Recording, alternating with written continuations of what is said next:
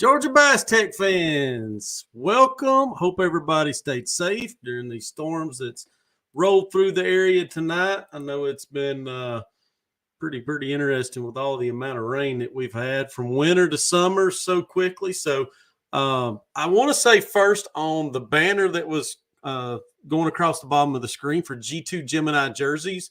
They're one of our Hooked Up Live sponsors. The code that was on it that said G2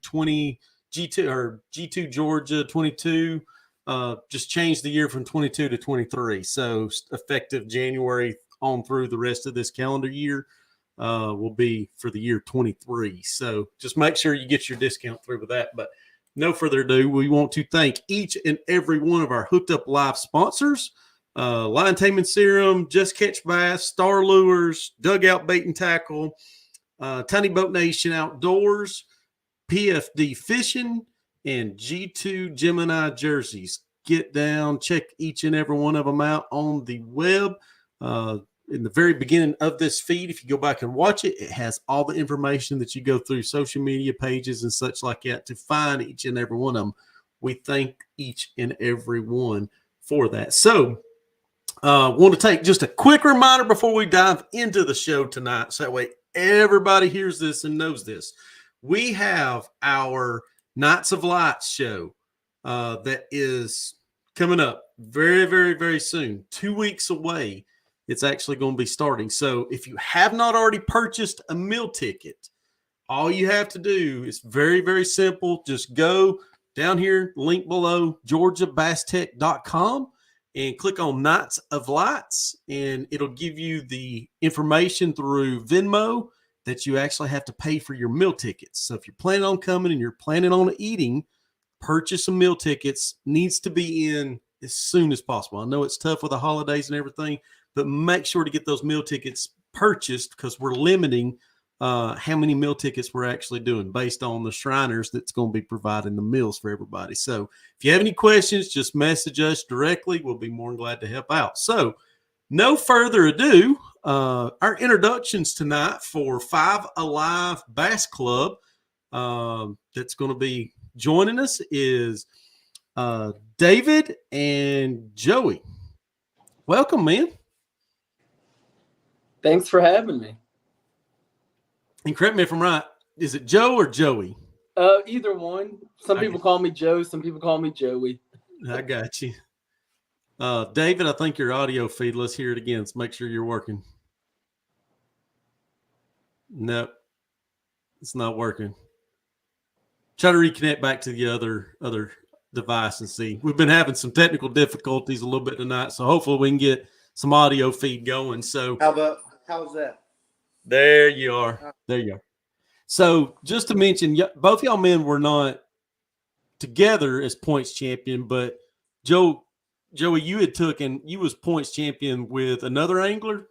That is correct. Jonathan Cumby. So he was my partner, and he called me up and was like, "Hey man, you wanna fish Five Alive?" And I was like, "Yeah, I'm down. Let's give it a whirl and see how we do." And sure enough, we've just kept over the course of the season just tacking on wins and trying to stay within the top 5 to make the cut. So he actually fishes another club, and so there was a conflict of interest. But I fished with David in the past for years, and it just all comes together because David and I, we fish really well together.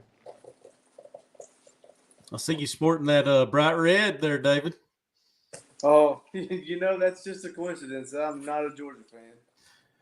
I'm not a football fan by any means, but I know from what everybody said from the game, it was very very stressful watching it. I heard from the other night.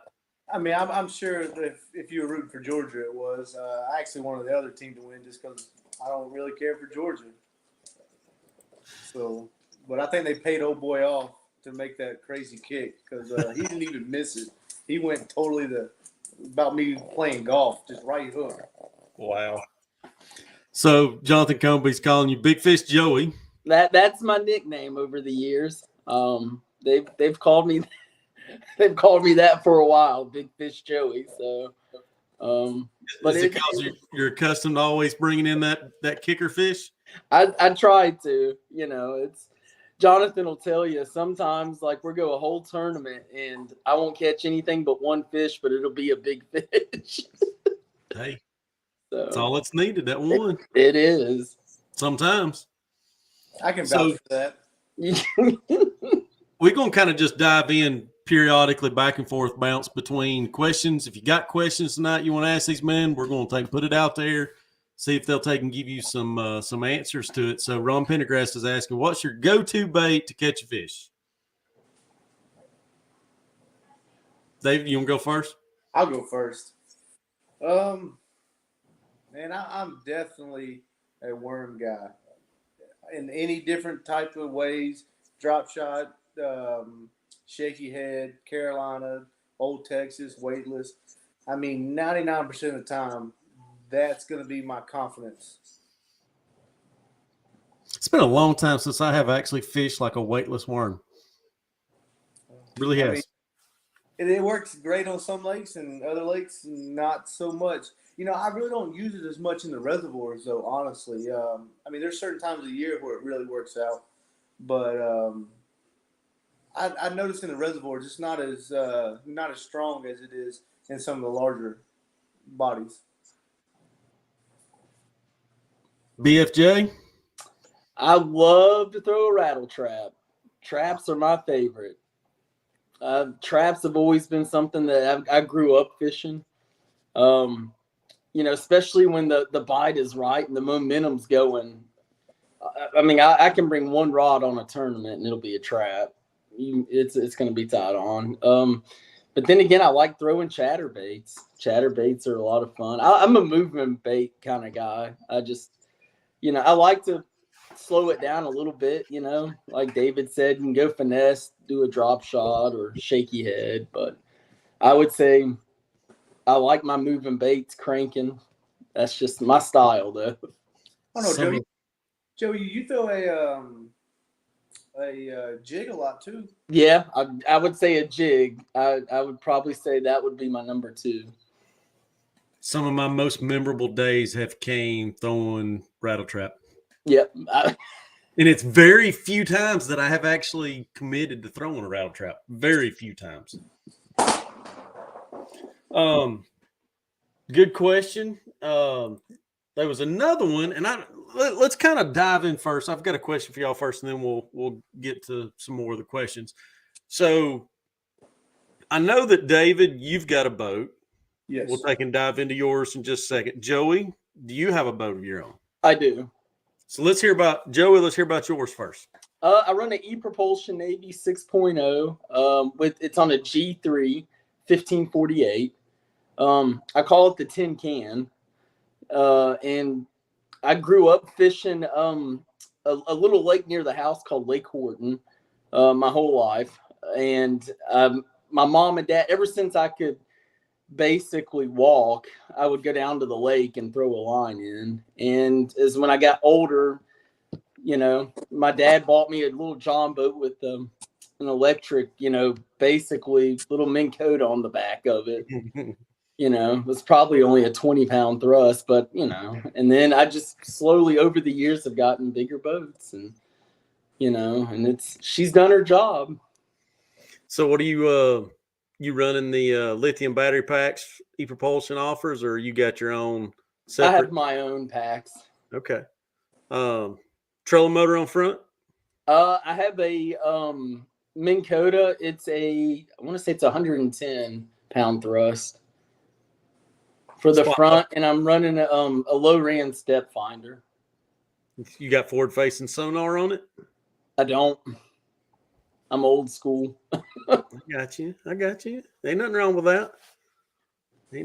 that. So, David, let's. I've got some stuff actually uploaded. As far as David, your boat was pretty neat as far as what you had actually. I wished I had some more before pictures of it. And while you're talking, I'm gonna kind of bounce back and forth on the screen and kind of show. So David, kind of diving in, talking about your boat, who built it for you, and what all you got done to it. All right. Well, I'll start off by saying by far I didn't do nothing to it. If anything I did, I made it worse. So I picked up the boat probably about 3 years ago. I hunted it down once I found out about the late '90s Lowe's boat and their what they're built out of, which is thinner than anybody else. Which I really didn't care. Most people dog on that because of the durability, but running electric and everything, I wasn't too concerned about busting rivets and all that stuff. So the whole boat's made out of point 60. So it's real thin when most boats are made out of 75 up to 125, and even some of the big aluminum boats are 150. So this is definitely a thin boat. The boat itself weighs about 600 pounds empty. So it's a light boat for a 17-foot. I want to say it's 78 inches wide across the back. So it's wide also. And then I had Anthony at Brigade Boats. After I tore it apart and fished out of it 2 seasons, just straight ugly, bare metal everywhere. I finally got with Anthony at Brigade, and I gave him the boat, and I told him pretty much to have free range of whatever he wanted to do. There was a few things that I wanted done the way I wanted, but the rest of it, I basically let him have full control and let him just use his creativity, which turned out way better than I ever could have dreamed it up. But, it's always coulda, woulda, shoulda. And now after he just keeps rolling out nice boats. There's stuff I wish we'd have done different. It makes me want to build another boat just because I want it a little bit different than how this one is. So I don't know. It might happen. And I laid eyes on this. You actually brought the boat and showed it down there at Lake Juliet at the TEC last year. Yes. And it does not do it justice. I mean, the decking space, that back deck from this picture, it's on it now. I mean, it's huge back there. That's one of the largest lids for that back compartment lid I have ever witnessed in a boat. So Nate with Tiny Boat Nation, he's the one that built all the hatches. And I know at the time of us ordering that hatch, that was the biggest hatch he ever built. I think that still holds.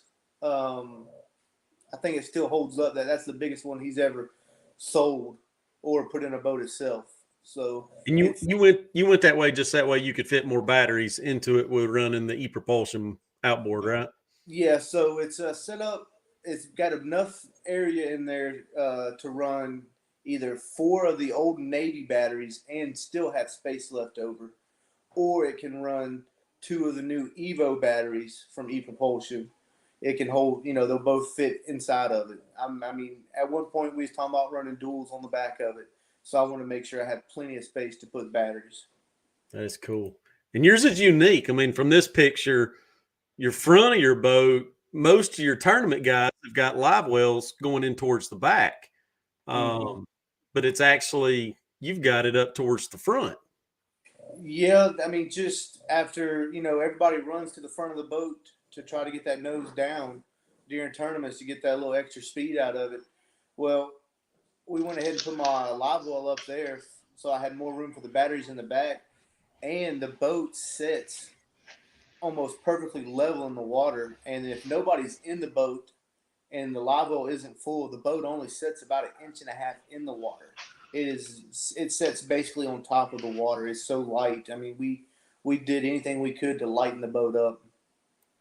That's awesome. So tell me about this picture, because, I mean, did you have an officer escort or something, or? No, so let's see here. Which one was it?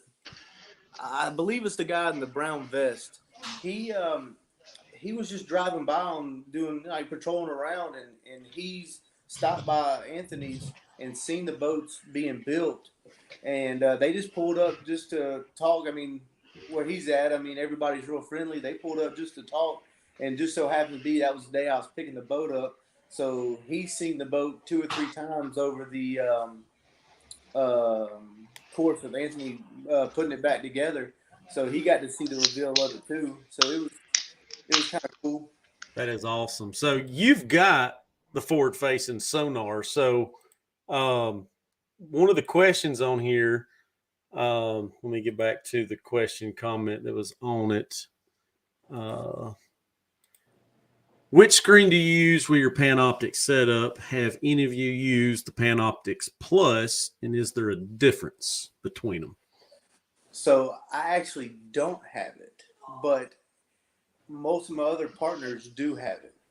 So I've not used Plus,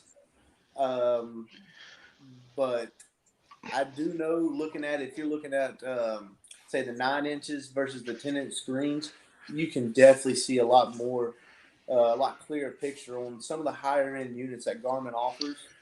I've also messed around with the Lowrance one on another one of my buddy's boats.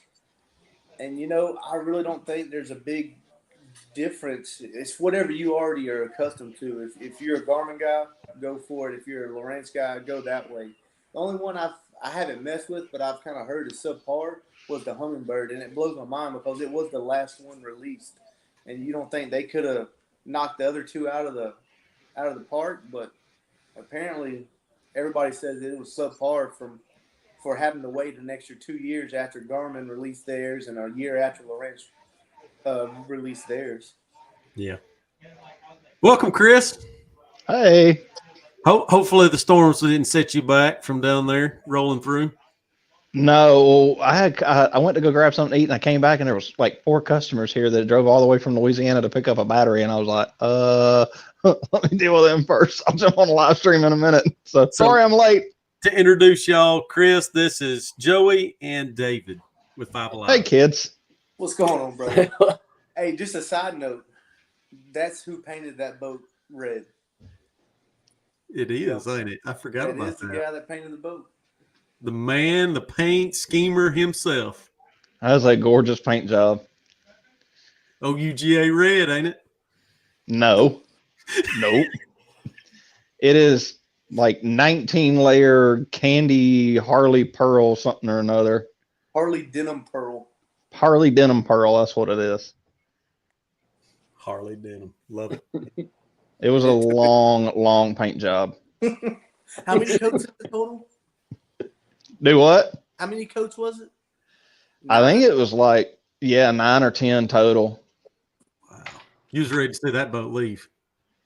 Well, it was just, we did it I think it was in the middle of summer, and it was hot. And the boat wouldn't fit in my shop, so we had to do it outside. And Anthony came to film it. So I just been squatted down all day painting the side of that boat nonstop. It's like you get done with one coat and you'll mix up another color because it's got so many colors in it. But it looks gorgeous though when it's done. So let's hear about boat setups. Okay, so I'm just curiosity for speed, because you're talking about. I mean, that's a 1760 something. I think it's 78. 78. Sorry. What speeds are you seeing roughly out of it? Non-loaded, just you yourself in there. By myself with just, a day of tackle, nothing crazy heavy. I have seen 10.5 by myself. I average high 9s by myself. And then with 2 guys in it, I average high 8s to very low 9s. Just depends on how big my partner is.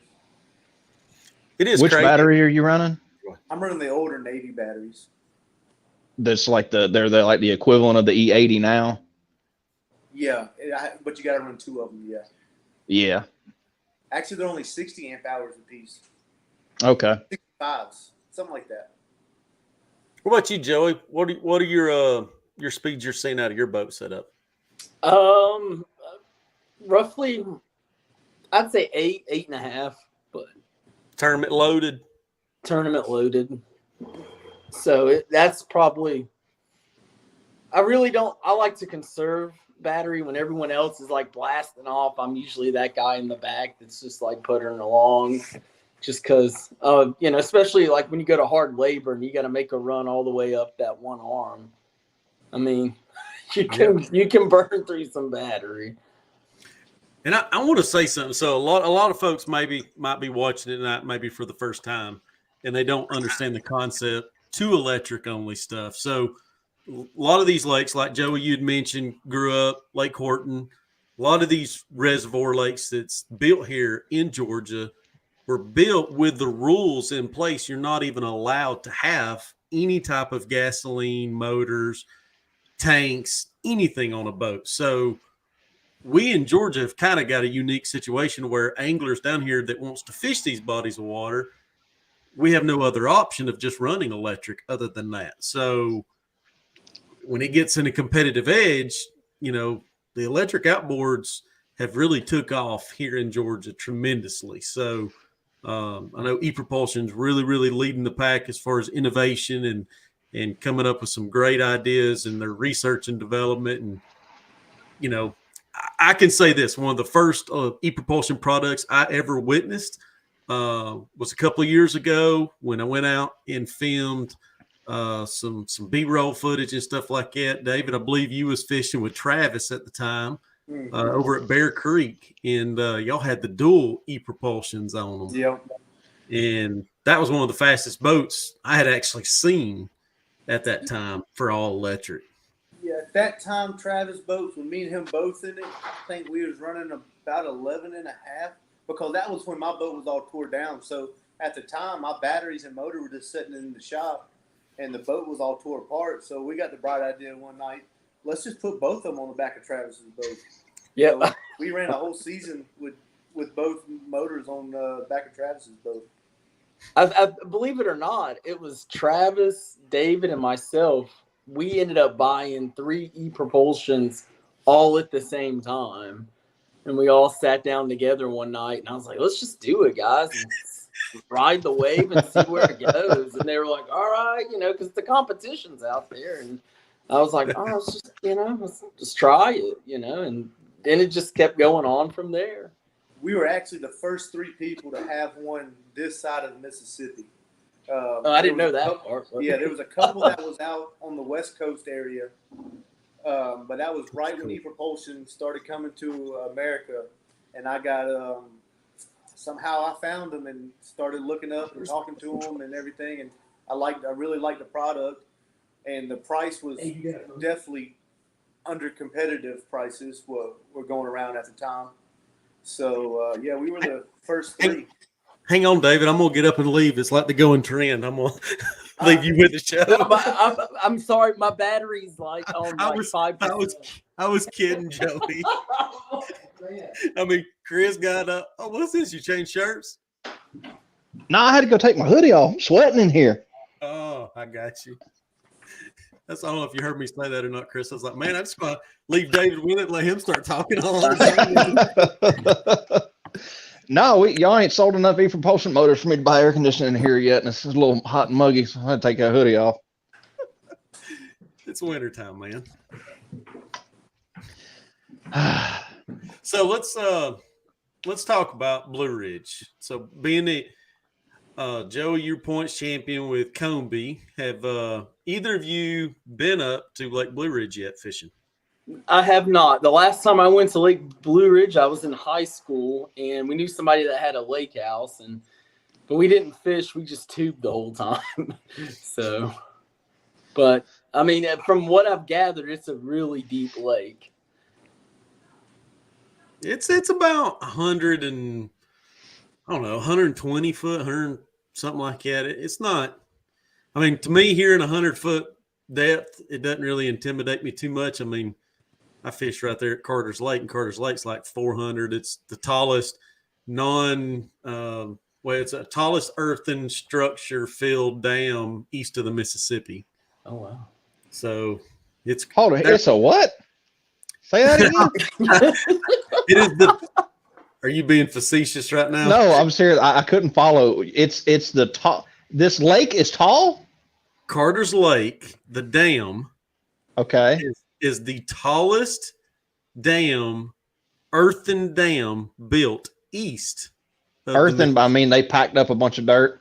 So it is actually a rock fill dam. Okay. Completely rock fill. I mean, like you can see where they, between the valley of the mountain, and then just chunked all the rock and put it in there. It's huge. I mean, we fished. They just filled it up full of rock and some dirt and some Flex Seal and called it good? I don't know about Flex Seal. Highly doubt that he had that in the 70s. And where's Carter's Lake? It is north of Atlanta, let's say an hour and 20 minutes. Okay. Roughly. You have to forgive me. I don't get out much. That's all good. So, but y'all are not, okay, Ben, y'all have not fished. Y'all catching smallmouth, meanmouth. I mean, David, you actually shared me a picture, and I'm going to pull it up on the screen. I mean, you're not unfamiliar with catching a meanmouth. That's a combination mixture between a smallmouth and a spotted bass. So, what do y'all? I didn't even know that was a thing. Sorry there, Yeah. Chris. I'll let you get back to looking at it there, buddy. You can see the basically the coloration of a smallmouth from its gills down. It's kind of got that smallmouth look, but the head on it, you can. It looks like a smallmouth head, though. No, it's No, more it's spotted. more of a spot head. But now that one was really cool. Once we threw it in a live well and weighed it in, at the end of the day, it lightened up in the live well. And when it lightened up, it looked just like a spot did. So that one was probably caught about 35, 40 foot of water off the bottom. And it was dark. Like, we was unsure if it was a spot because the lake we were fishing on, smallmouths had to be 18, and that one was, I think, 17 3/4. And so we really looked. I mean, I'm sitting in there trying to scroll through pictures online, trying to figure out what it was exactly. We took a gamble, but then once we got back to the weigh-in, I mean, it looked way different. I wish I'd have took a picture of it at weigh-in because it was so much lighter. So, Joey, you mentioned something earlier about I just lost my train of thought. Sorry. I was trying to look something up differently. I've lost it. Chris, if you got a question, you can go ahead. I wasn't here earlier. Otherwise, I'd help you out. started. But I got you. you know that thing that Merrick was talking to you about earlier? He's thinking about it now. It's that. That's what he wants to talk about. You're welcome. So awesome. No, I was meaning if you have any questions to ask, go ahead. Oh, I Well, have tons of questions. You go ahead. Fire away. So what was y'all's most, I don't know if he's already asked this or not, what was y'all's most memorable thing that happened this tournament season for y'all? Wow. Well, for me, and Jonathan here will probably tell you this, we fished a reservoir near the house.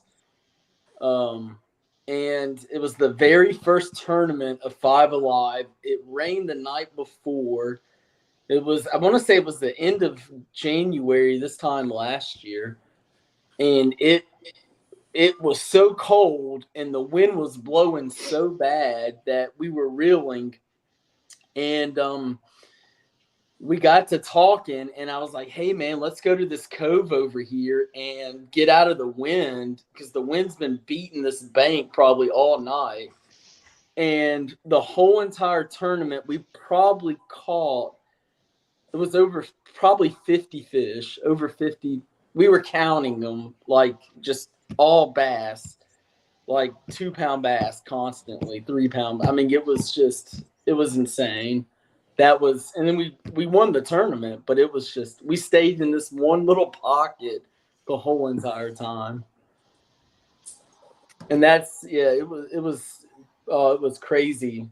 It was one of the coldest days, but because every time we would reel, ice would build up on the rod tip. And y'all have been in that situation, I'm sure, where you're just out there, but I mean, you're catching them. So you're just like, let's just keep grinding it out. Have you ever tried the line taming serum, one of our sponsors product? I have not. So it actually, I've seen it firsthand, used it myself. When it does get that cold, you can actually take that line taming serum and put little droplets on your eyelets and stuff, and it really helps out with not freezing up as much. I'll have to try that in a couple of weeks. So. Yeah, I got some. Or you could just not go fishing when it's icicles outside. Sometimes What is wrong with y'all? you don't have a choice. Sometimes Bass so good. wants to plan a tournament in the middle of the winter, in the middle of the mountains. So I don't know. I'm kind of the same way. Why go that cold? All right. So here's about your most memorable moment there, David. Man, this year, my most memorable moment, I ain't gonna lie, I struggled this year. This has probably been one of my worst years. I know Joey really don't want to hear this after we're about to go fish the TEC together, but I mean, I struggled this year. Well, what was your worst moment then? Waiting on his boat to get done. Yeah, that was rough. And the best moment was when it got done. That was the best and the worst. Getting the boat and waiting on it to get done. I get it. I get it. I remember my question now, what I was going to ask. So, Joe, you mentioned about Lake Horton. That's my home lake. That's your home lake. So, have you ever seen the topo map that's floating around? I was probably I knew about the topo map before anybody. I was about to say I've got a. Is there an inside joke? No. I've got a large. So there's a lot of history. So, for example, with Lake Horton, I grew up literally walking distance to the lake. You're talking about the one in Fayetteville, right? Correct. Yeah, it's south of Fayetteville, near a little town called Woolsey and Brooks. It's like I know. I've been there. I just want to make sure we're talking about the same place. We are. So there's a road called Birch Lake Road, and this is why they think this lake was such a good lake. So when the county bought the lake, there used to on Birch Lake Road there were a bunch of ponds. So all these homeowners collectively came together, and they had their own hatchery for the ponds on Birch Lake Road. Well, the county bought the hatchery basically from Birch Lake Road residents, and they flooded those ponds. And you can still go out there and see the old pond dams on your depth finder. And when they did that, like the grass took over, and for years it was just crazy. And they only had one boat ramp on the east side for a long time, and then they made the west boat ramp.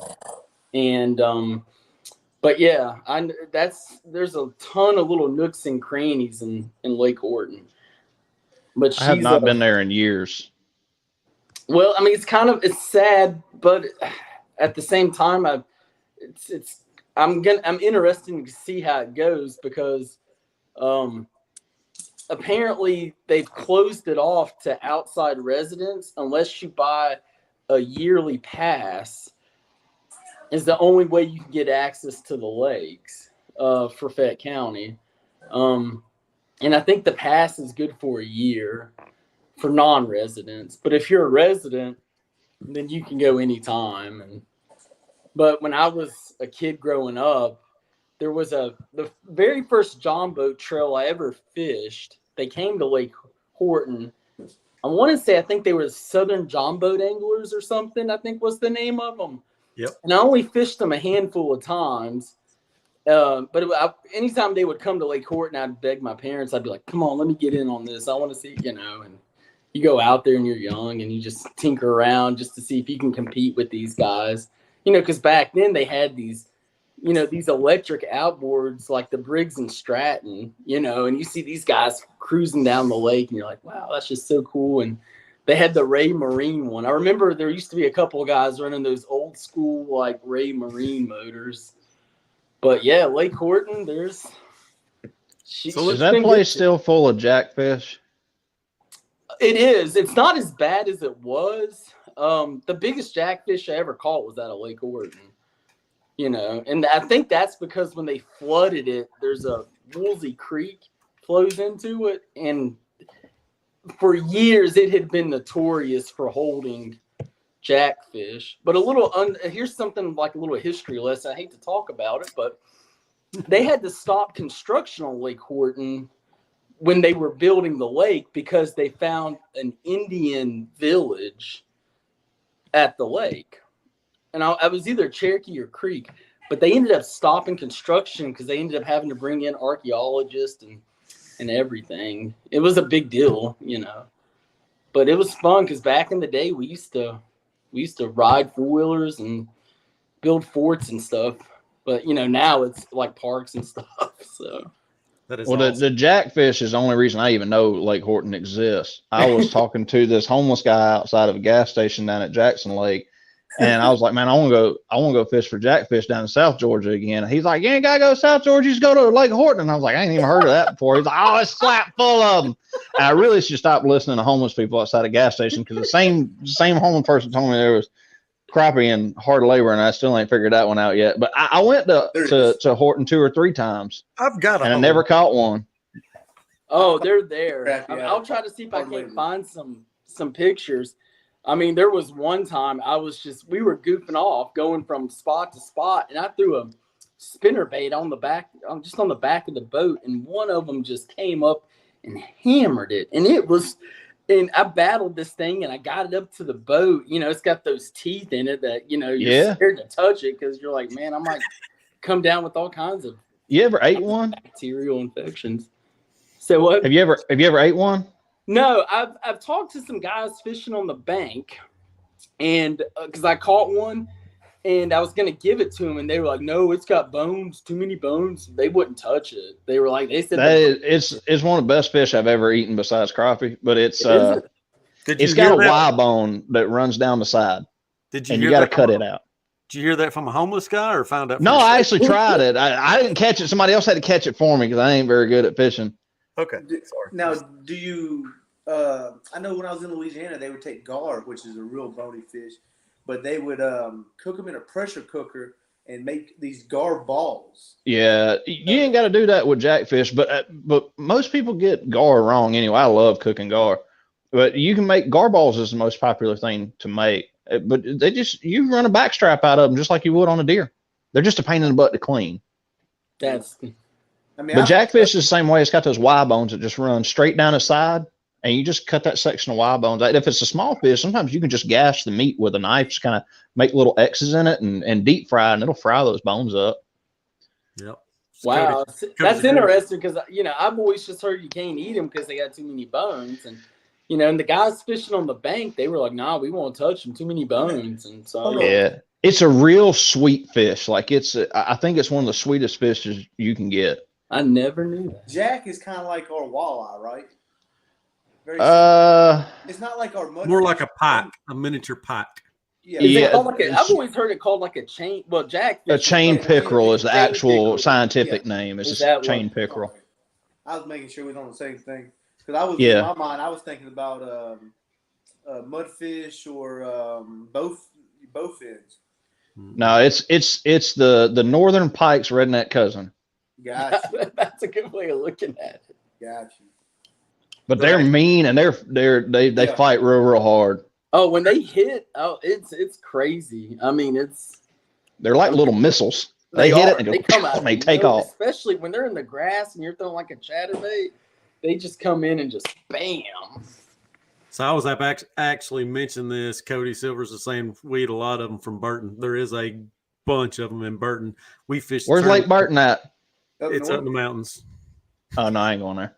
it's cold. It's It's up. too Come on, cold. we'll go. It's probably from Lake Blue Ridge, probably another hour or so, hour and a half from it. Golly, that's like in North Carolina, isn't it? North Carolina, South Carolina border, pretty close. Okay. I wanted to ask y'all Wow. this before we take and I forget this again because it seems like my memory's going pretty slack. So both of y'all, I want to hear, when was y'all's first introduction into John boat tournaments? What was your first tournament? 5 Alive. First one ever fished? Josh Thompson was getting a group of guys together, and somebody threw my name into the hat and said, "Hey, go fish with these guys." And that's when it started from there. That's when I met a lot of guys within the community. Was through 5 Alive. That's, But David. you never did fish with the Southern Outcast guys? You just always went and watched them and stuff? No, but the only time I fished with them was like whenever they'd show up to Lake Horton, because they only showed up to Lake Horton once or twice. But I was so young at the time, I never traveled So like they would always go to like Lake Varner, for example, you know, those types of lakes because they're more on the east side of town. But that was probably my first introduction. But when I got really serious about like, you know, spending my whole paycheck on fishing, you know, it was with Five Alive. I am literally watching Chris and I hear ka-ching, ka-ching, ka-ching. Yep. Now I can see spinning it on a boat, but not on fishing stuff.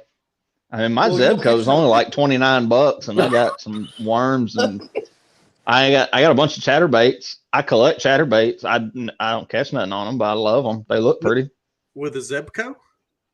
Yeah. I actually have a Zebco collection. My granddaddy and my dad collected them for me over the years, and I have Zebcos back from the early 1900s. Zebco 33. I've probably got I got a whole bunch of them. 40 or so. I gotta get a little display case made and put it up here in the store. It's a pretty cool collection. That is awesome. David, let's hear about your first. Yeah, time. David, go ahead. Yeah, I'm trying Squirrel. to think. I want to say it was with Dixie.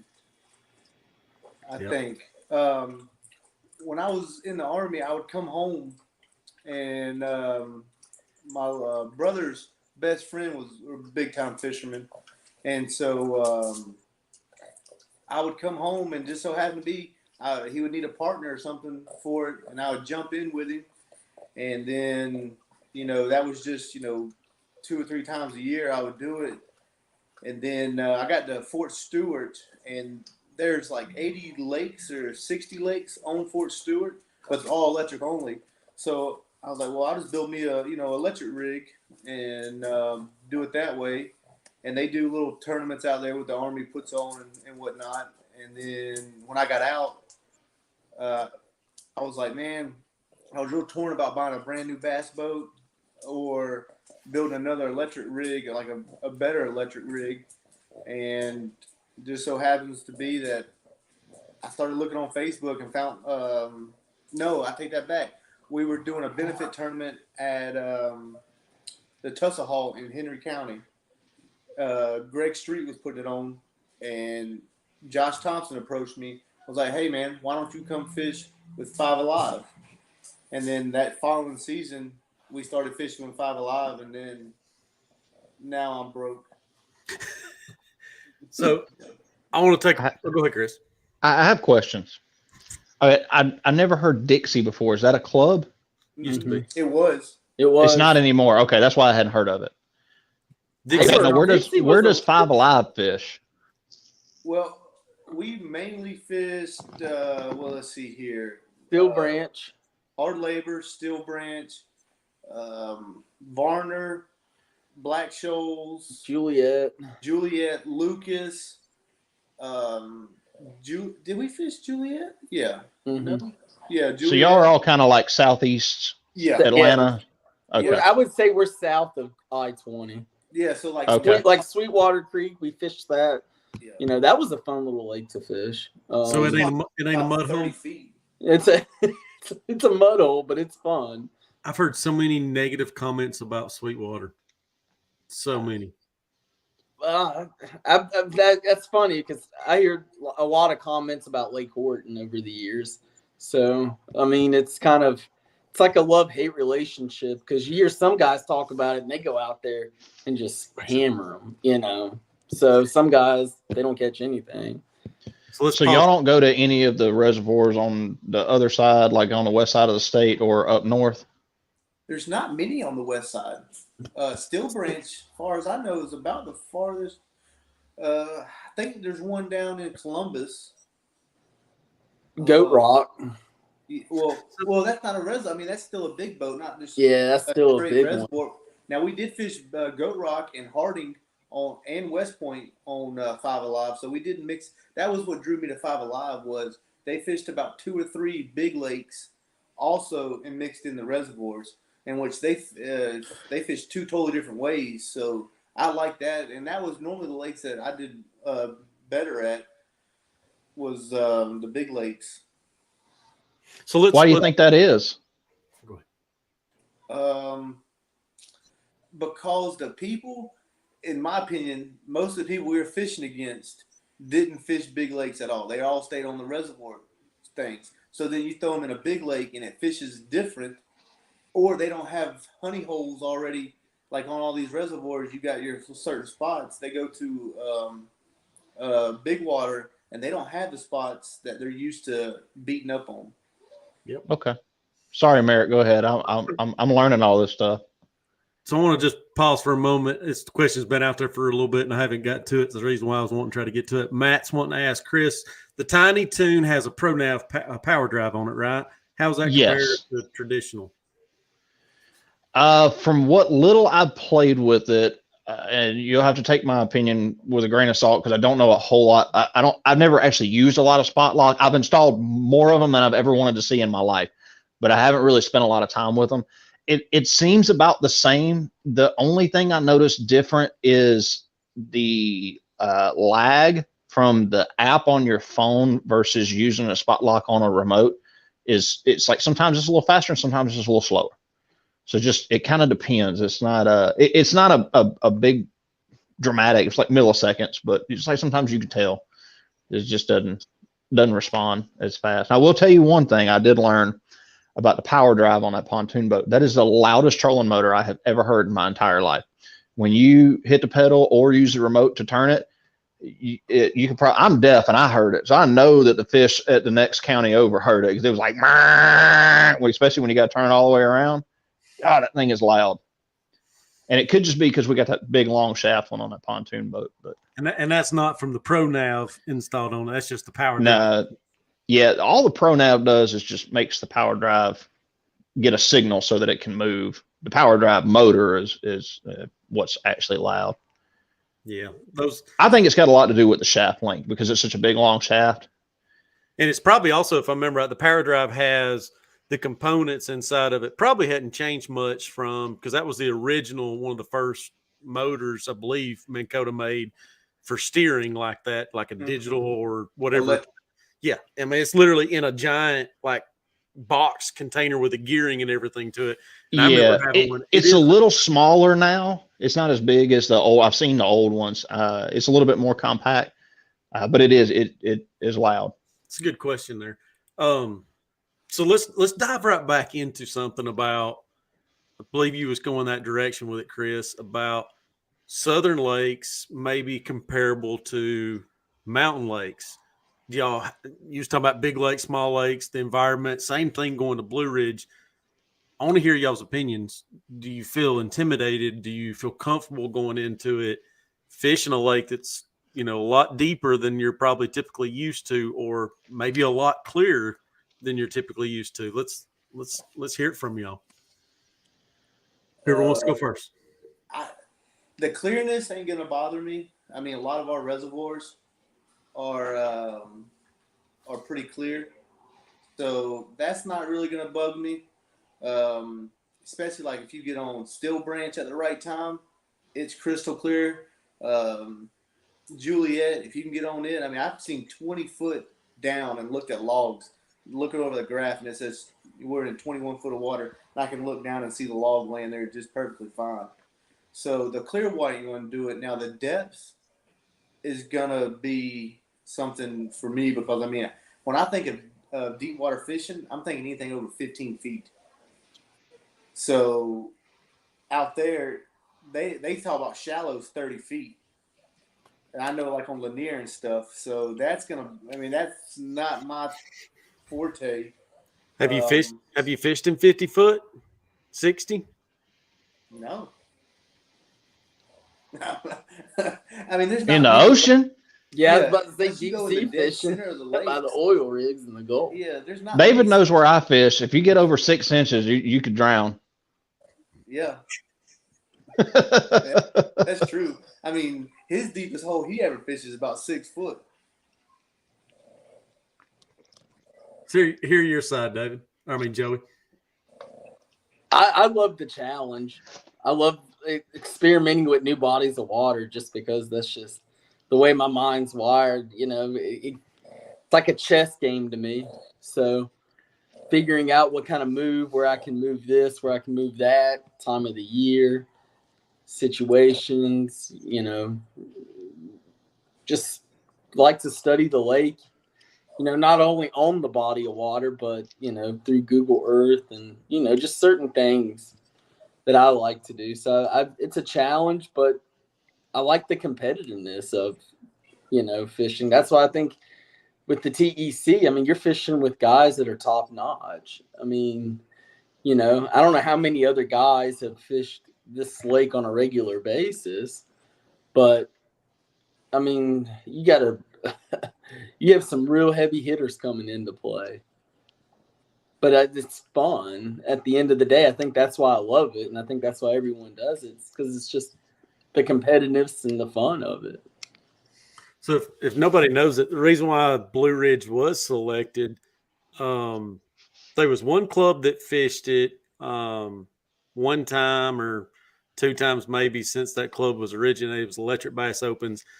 And it's been, I don't remember how many years ago it's been, but not a lot of, knowledge base. They fished it in the summer months. It's the reason why we as all directors sat down and discussed it. We wanted a lake that, wasn't on nobody's schedule, totally different. We hadn't experienced yet. Maybe something we never want to go back to. Extra challenging. In February.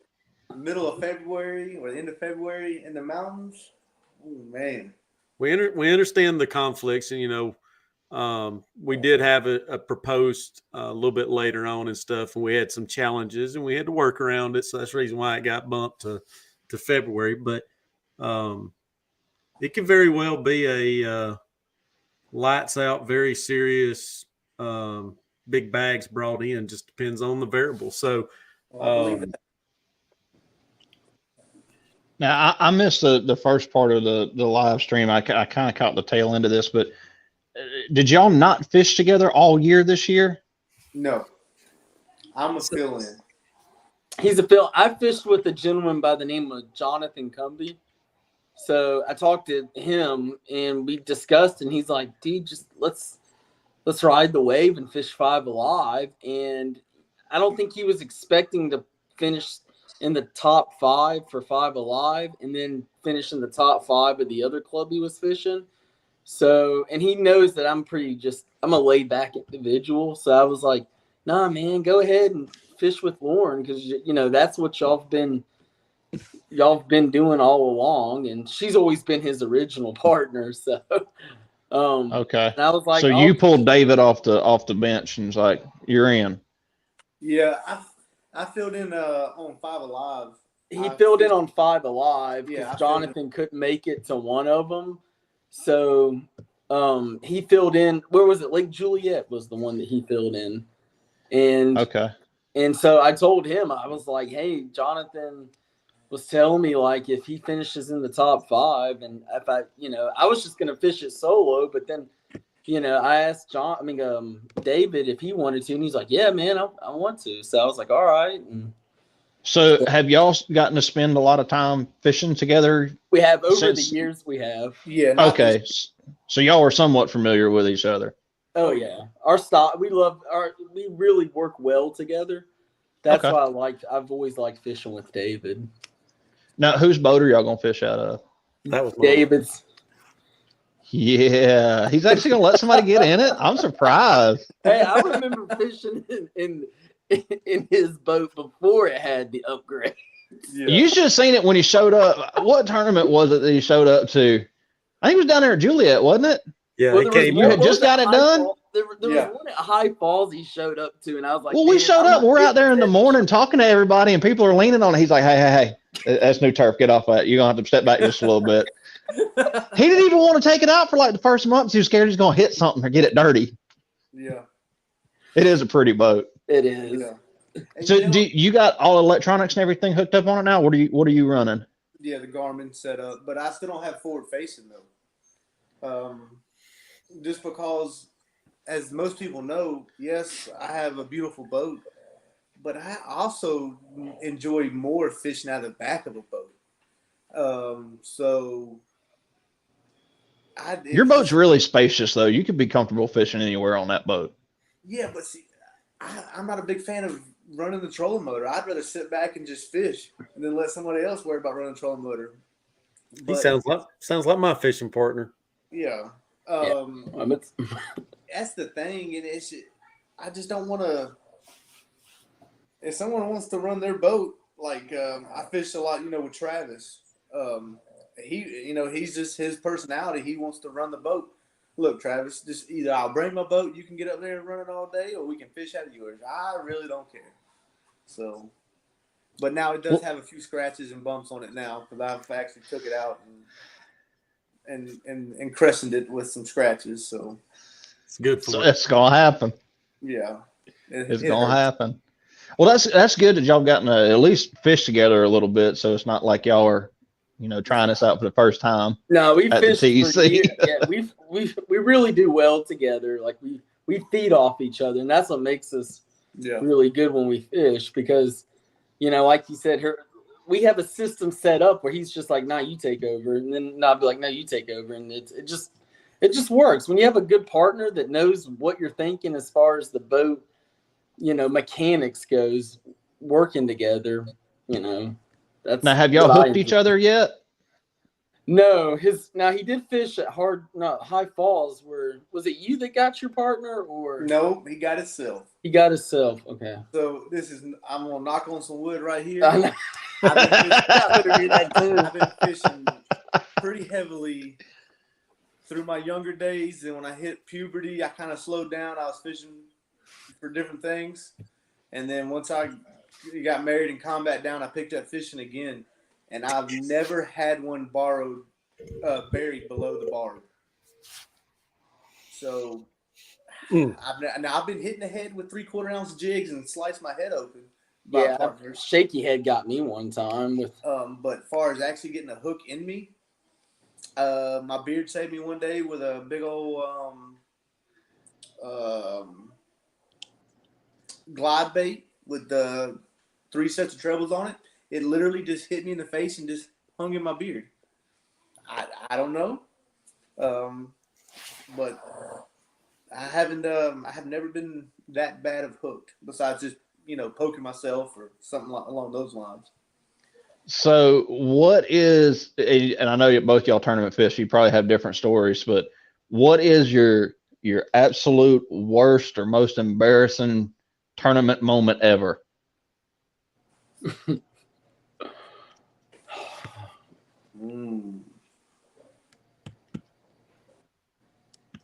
That's a tough one.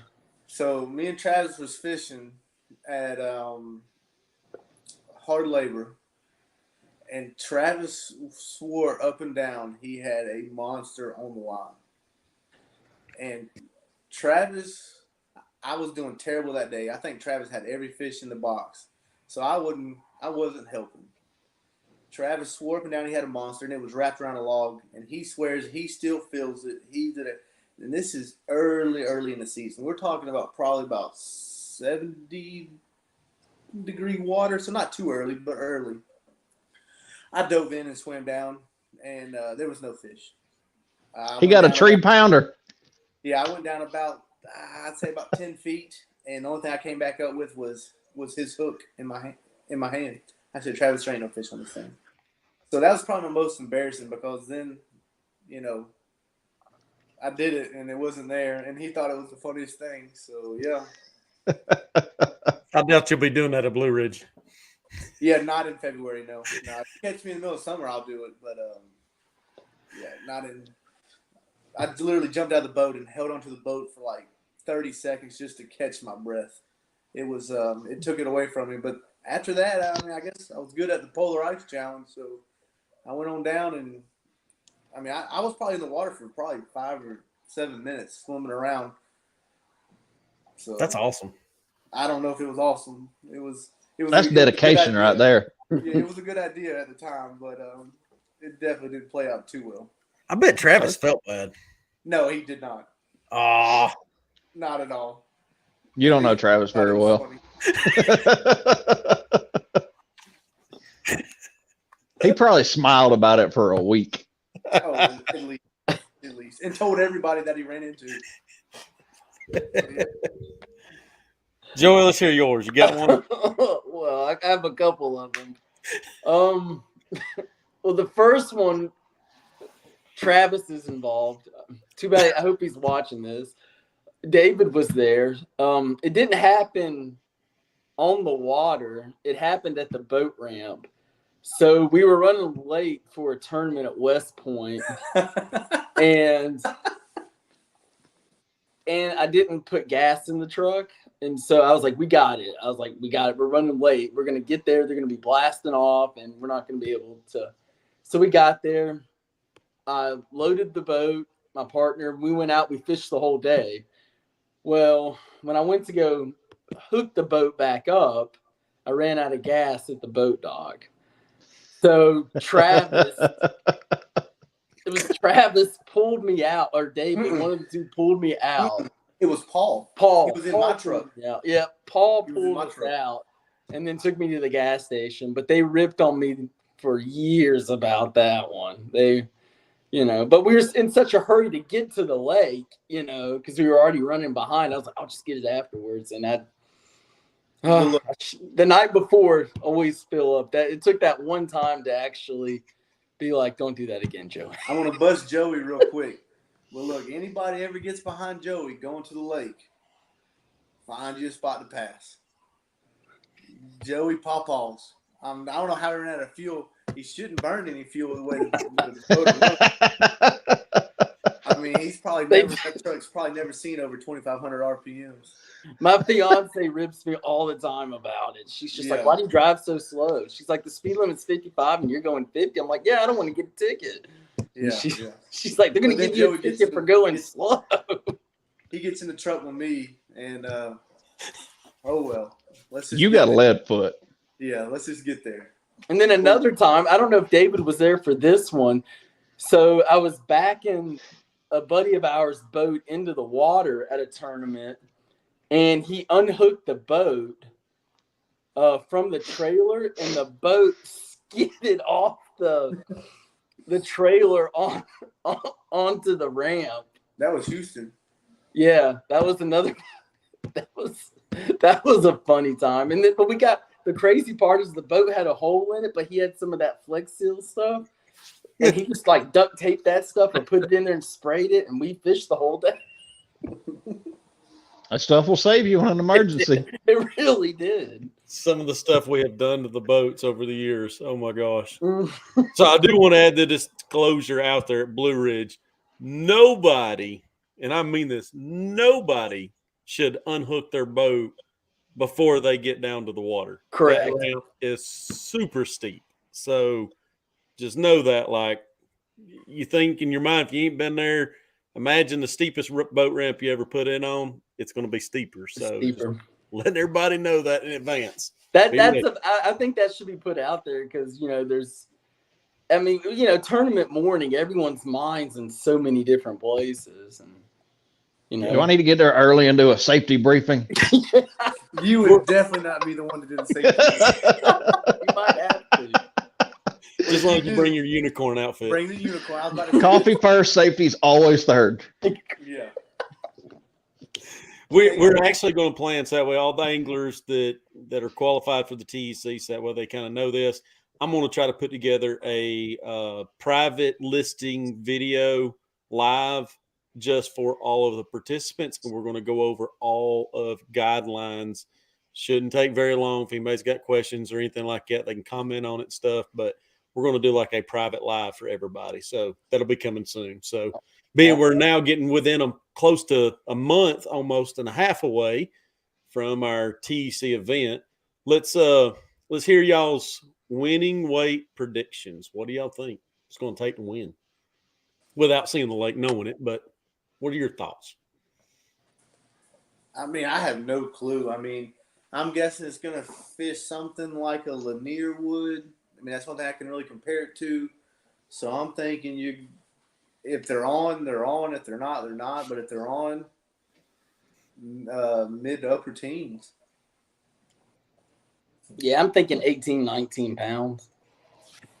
And then if they're not on, it could, they can shut down up there, and it could be one, but with 5 12-inch fish. It's what what I've gathered. Yeah, Michael's saying the same thing. Going to take about 18 pounds to win. Yeah, 18, 19. It just depends on my opinion for largemouth if they come into play. Depends on a lot of variables. But you know, I've seen it different ways. I've seen over the years in the past. There's a minute ago, Chris, when I was sitting there and I was looking down, I was actually looking something up that I remember, but I was just wanted to look at it. So Blue Ridge is unique. It actually has a no size limit on largemouth. You can pull it up on the E-Regs. That's actually what I pulled up and looked at. Largemouth bass, 12 inches statewide, except for Lake Blue Ridge, no minimum. Which I think it's kind of odd why they would do that for largemouth. But no matter what, when we go to this event for the TC, our rules state 12-inch minimum fish. It's going to be largemouth, spotted bass, and smallmouth. Obviously, if there's a meanmouth, it's a bass. Or a catfish that identifies as a bass. Negative, Ghost Rider. That's why I'm getting in this tournament next year. I'm going to win. Now, I do have a question. Have there ever been double digits called out of Lake Blue Ridge for largemouth, or are they mostly just? Oh, you talking about just in general? In general, like the history of the lake, have there double digits ever been? He's going to look up the lake record. No. I've actually got. I'm just curious to know how many. Like, you know, some of these lakes we fish. You hear guys within the last couple of years being like, yeah, you caught 112 this year, you caught 110, you know. I've got to go through all my notes and find it. While you're looking at that, I got fishing questions. Go ahead. Oh God. All right, so that lake, from what I'm understanding from listening to people being interviewed over the last couple of weeks, it stays cooler naturally because of its location throughout the year. So it doesn't get, 80 something degrees during the summer, right? Yeah, I believe I've always heard of guys going and trout fishing, like behind the dam over there. Like a lot of guys, a lot of these fly fishermen, that's where they go. So my fishing question is, from somebody like me who's used to fishing a lake that, is 80 degrees in the summer and 50 in the winter, does it affect, the fish being on and off and the bite being on and off with the temperature being such a big difference up there? Is there like a temperature where they just shut down, or? I don't know. You're talking to Southern boys over here, so I don't know. Yeah, that's a tough one. I mean, you figure with like a cold front moving in, if it does drop the water temperature, that some of them would, get lockjaw. Chris, I hate to even speak on it, but technically I would say no. Cold fronts probably. It would probably thump a largemouth in the head worse, but being that those strand of largemouth up there are a little bit different, they can withstand it a little bit better. It ain't like the southern strain of largemouths. It won't affect the spotted bass at all. If anything, it'll probably help them. I think, and I really, really hate to even say this, but one of the biggest things that is going to be the biggest factor on that lake, I know without a shadow of a doubt, is that is a hydroelectric dam. So they generate power from there. So one of your biggest factors, too, is the bite going to be on or off, is based on their generating schedule completely. I mean, how much does it heat the water up when they're running power? That you don't think of it like that, because it's not like a coal plant where they put water back in or anything. So basically, it's Carter's Lake. We was talking about it earlier.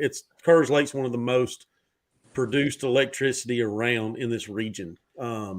They literally let the water through the pipe system, hits the generators, and it produces the power, and it literally flows out. So it's not used for cooling at all. Exactly. They're not putting it back. Now, if the water, say for example, you get more of an effect in the summer months, but with all state, federal guidelines, it's more federal guidelines of they can't technically release water. So like at Blue Ridge and Carter's, you got deeper depths of the towers that pulls water from surface temp down to 50 to 100 to, they can pull it at different depths to get different temperatures so they can try to match the outflow. Because if they decrease the temperature outflow, it could cause some problems in the ecosystem downstream and stuff like that. So you don't I wouldn't look at it as the temperature variable. It's more of it's movement of water. Movement, yeah. So I couldn't find it. I've wrote it down. It's in my notepad at my office. I want to say the lake record for Blue Ridge is 12 pounds, if I remember right, for largemouth. There's a lot of big largemouths. I mean, it is. I'm going to tell you right now, I would not be surprised if they was at least an 8-pounder come into the scale, at least. I've got all the lake records. So conversations I had with DNR before we started the planning with this and stuff, we decided we was going to go there. I actually talked with one of the administrators through Georgia DNR. Here it is. The record largemouth is 11 pounds, 10 ounces. 11, 10, almost 12. That's 12. They got walleye up there? Huh? 9 pounds, 4 ounces. Bukus of walleyes. There's more walleyes in that lake than a lot of Hold on. God dang, I got a lot of fish up in this thing. That's actually one of the most unique lakes too. You'll see it. Muskie used to be in that lake years ago. The record muskie was 38 pounds. So are they completely gone? Or They're just gone. very- They're gone. Muskies are gone. That was back in 1970 something, I think, was that record. So the record smallmouth is 6 pounds, 14 ounces, and the record spotted bass is 6 pounds, 4 ounces. So there's some good stuff. And that was from 2017. Yeah. So y'all And haven't the record largemouth was from 05. So y'all haven't watched the live. So let me go ahead and tell y'all this is the reasoning factor why we decided to choose Blue Ridge. And then I had a conversation afterwards that we found out otherwise. So Blue Ridge used to be predominant smallmouth and largemouth. That was it. You go up there, you catch smallmouth, and then a certain area of the lake, you'd go catch largemouth. That's just what would happen. Spotted bass got introduced, and it went downhill. Smallmouth just literally disappeared. Well, back 7-8 years ago, I know the guys that used to go out with the shock boats in this entire region up here. And they told me that they were multiple state record, not lake, but state record spotted bass swimming in that lake that they physically laid eyes on. There was a lot of them. And there was actually a bacterial growth that came into the lake. I want to say he told me it was about 6 years ago, and the spotted bass have declined since. But it's kind of leveling itself back out, which, I mean, what I've seen up there, do I think there's going to be some 5 pounds spots come into scales? Yes. I don't think you're going to see a 15-pound bag, or I mean a 18-pound bag of all spots, in my opinion. I don't. But there is a lot of trout in that lake, a lot of trout, because they stock it up there. So Matt's got a question. Are you guys fishing northern strain or Florida strain largemouth? So I'm pretty sure it's just a northern strain that's in Lake Blue Ridge for the TEC event. But correct me if I'm right, David, Joey, y'all's lakes down around that area, y'all probably got some Florida strain largemouths in. We do. We got the tiger bass. Yeah. So that's predominant. I learn something every time I get on one of these live streams. I didn't even know there was a difference. So the Tigers is There's the the one. F1 and F2. Yep. Tigers is the one they introduced into hard labor, correct? Yeah, but I don't think they reproduce. I think when they breed back out, I think they lose that F1, F2, so they'll breed themselves back out. The way I understand it, I could be wrong on that, but what I've read on them, you can breed out of it. So yeah, that's what they stocked it with, and that's why I feel we had some really big weights, or hard labor really shined the first few years, and it's starting to slow down. Is because I think all those really nice ones are either getting really smart or getting gone. What's the difference in the two strains? The genetics of the feed. Well, y'all sitting here talking about it like y'all's a bunch of scientists. hey. Are y'all got the Florida strain or the Illinois strain or the Mississippi strain? So Well, the Florida strain, one they is more grow for warmer faster. water. That's what I've always heard is they have a really big appetite. So if you look at it, and they look like footballs, like they're just like little. They just get big, and they get big fast. Mm-hmm. And their appetite is, I mean, it's like a spotted bass. They eat anything when it comes by that's, They're more aggressive. It's very aggressive. That's probably the best word. Yeah. And also, I believe the Florida strain and everything, since they're normally predominantly in warmer water, you can get two. Some lakes will have two different bedding spawning seasons on some of the lakes, especially the farther you go south. Because right now, the bass in Florida are on bed. Normally about mid-January is when they start going on bed. So that's and then we'll trickle in. They'll start around down here end of February through March, and then you'll find them all the way out in onesies and twosies all the way to late April, early May, and then the northern strand it's built for cold water. So that's like you said, it won't really affect them that much because just that strand, it's kind of like a husky in the snow. He don't really care that he's running around in snow, but then you put a husky down in Florida, and now he's about to die. Or you take just a normal, lab and put him in Alaska, he ain't gonna do as good as a husky would. So looking at it online here, it talks about Florida strain largemouth have a higher winter mortality rate when compared to northern or native largemouth. So obviously that Florida strand, they're used to that warmer climate, the cold, and you've probably heard a lot of people talk about it. A cold front flows into Florida, like what just happened with that Arctic blast that came down. Those fish, I guarantee you, if you went to Florida and tried to fish during that cold front, it was probably very miserable down there because they don't get that active with it when it's that cold. But these northern strain or crossbreeds, like you kind of mentioned, David, what happens, it just loses their genetics over time. They have to adapt. It's a good question. I'm learning a lot. Then Matt's got one more with it that I think is going to be an interesting topic that probably has not been discussed on any of our Hooked Up Lives yet.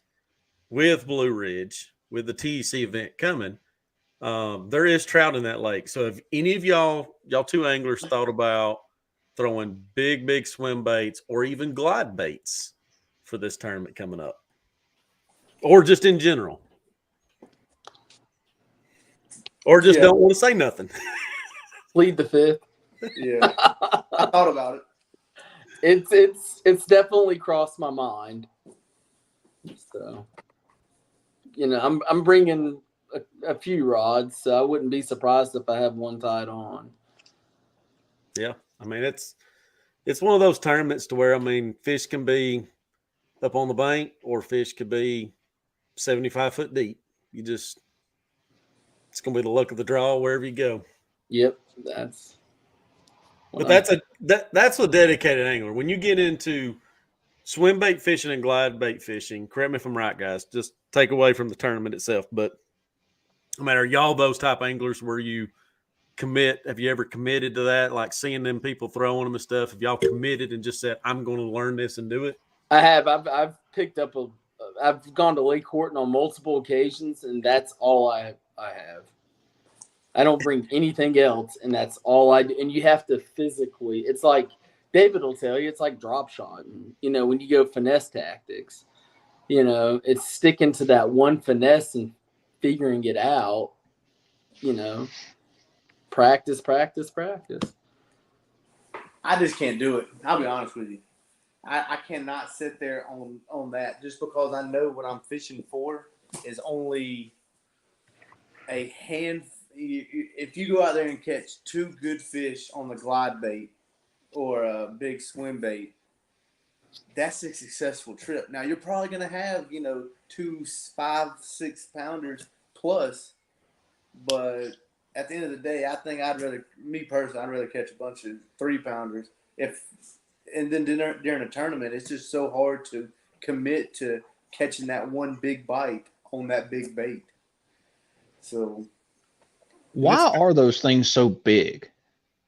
Because they're mimicking bait fish that are that big to get big fish to bite them. Yeah, I mean I've that's what never seen a shad that was 4 foot long like some of these swim baits I've seen. They are massive. they are, and The and you want action to talk about really spending a paycheck. I mean, Yeah. some of these jokers will Well cost over you upwards of $500,000-$800,000 for one swim bait. It's Yeah. California is where it, I think, really caught on Mhm. because that's where those guys they throw them. They throw like those ones that are like trout and stuff, and And they're huge. they're huge. I mean, you're looking at 12, 8 to 14 inches. Yeah. Well, I mean, My- here in Georgia, there's a guy by the name you've heard of him, Mike Bucca. You know, he created the bull shad. You know, and that's been like once that really caught on, man, guys were buying those, and those aren't cheap. You know, But they're not Yeah. expensive as the rest of them. but they're but as far as like you said, not So- like some of these other custom ones. A lot of the glide baits, like mimicking bait, you've got predominantly southern. Well, there's a couple of lakes up in the northern region that have them, but gizzard shad get. I mean, dude, they can grow. Oh my gosh, I don't know, being exaggerative or not. 2 pounds, maybe. I mean, Yeah. Yeah, gizzard shad. Yeah, but the stuff that we have down here. We got So- gizzards. We have some. I've seen some gizzard shad caught.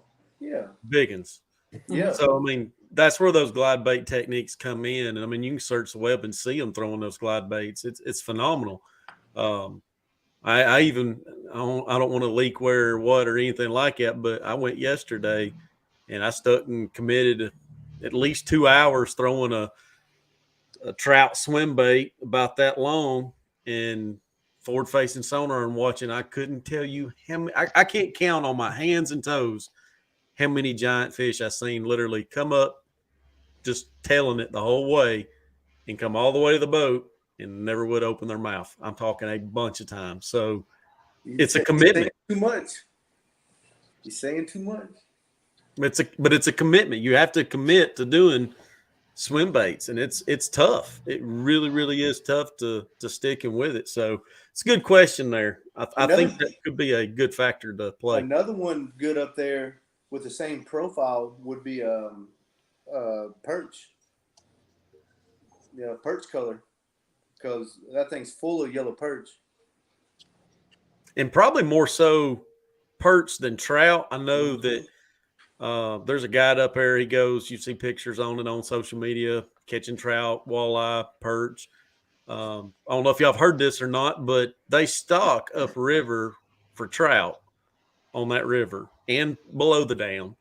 But they actually are, I believe, going to change and start stocking Lake Blue Ridge itself of trout. That is going to happen, I do believe, this year, from what I have read. Yeah, but I wonder if they took into account the forage. I mean, you got in that lake, you're going to have yellow perch, which predominantly is a hunter. You're going to have crappie, bass, spots, smallies, Walleye. walleye, whatever toothy creatures y'all were talking about. I mean, that's a lot of forage in one lake, chasing after the same forage. If they're going to do the same thing, what I'm thinking, a lot of the other, like, I'm going to say the Georgia Power mountain lakes, you got Seed, Burton, Yona, those different ones that's along through there. They've all got blueback carrying in them, and they had a lot of problems with blueback carrying. It's the same thing at Blue Ridge. Blueback carrying was illegally introduced to it. They had a lot of problems with it. They introduced the walleye, trying to take and minimize the blueback carrying. I believe they've probably seen that it has not. So one of the best things that I've heard DNR do, they actually put brown trout in a lake, which actually helps to reducing the blueback herring population. Now, what's wrong with the herring population? What's bad about them? I know they get big quick. From what I've heard, herring takes and kind of,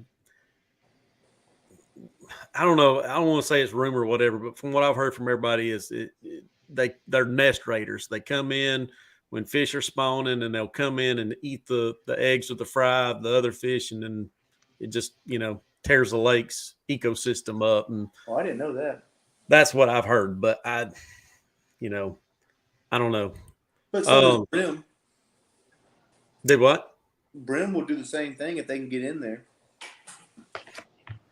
Yeah, it's just not been popular they wasn't here before. They've seen declines of things, but I mean, I don't know. You take Lanier, and that's what made Lanier get on the map. See, and I have different opinions. I'm not a biologist in any way, shape, form, or fashion, but I have my different opinions. So I'm gonna pause just for a moment. I know we've been going down a rabbit hole for a lot of different things now, but if you got any questions, feel free to fire them away. We've been going for nearly an hour and a half. I don't want to keep these men more like too late in the night talking, being we probably all got to go to work and do our jobs, and Chris has got to build dreams one after another, right? I've been building one all week. Well, we're having a little breakthrough with e-propulsion this week. That's awesome. Well, let's hear what you're building right now. Well, I'll kind of show you. All right, so you see that thing off the side of there, right there? That is the first ever functional Panther steer on an e-propulsion Navy motor. That is awesome.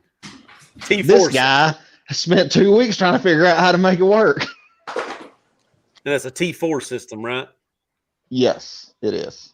So for people that's not familiar with it, the Panther is actually an electric steering system. So you've got, I'm assuming the wire going down, that's where the actual wireless remote or wired remote goes to. That goes down to the relay system that you would mount, wherever you want inside your boat under a hatch. And then you've actually got the wired remote that plugs into the other side of the relay and comes out to here. It's about what, 16 foot of wire that you It's long. Yeah, it's about 15, 16 foot. And then we've also got the wireless remote for them too. And so what I had to do to make this work is I had to make some custom parts for it to work on an e-propulsion motor. That's why nobody's ever gotten it to work, because it's not a bolt-on.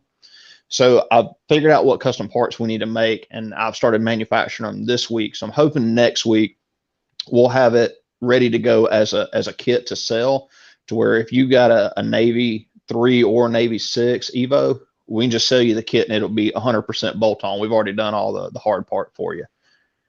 So, but I got to do the instructional video and little instruction manual and all that kind of stuff. But it took 2 weeks of fiddling with to figure out how to make it work and what, how much turning radius I could get out of it was the biggest thing. You able to tell us pricing on the Panther steer? I am not 100% sure on it yet, because the ones that I got are the saltwater version. They're the better quality ones. Got the all stainless hardware. Other ones I don't have any electronics with them. They have the hold on one second. Yeah, I was about to say you must be getting a call or something. The other ones that we got in are the kits that don't have the electronics, and they're meant to run with the wireless controller. So I got to sit down and do all the pricing on all that stuff. But hopefully by next week I'll have it. That's cool.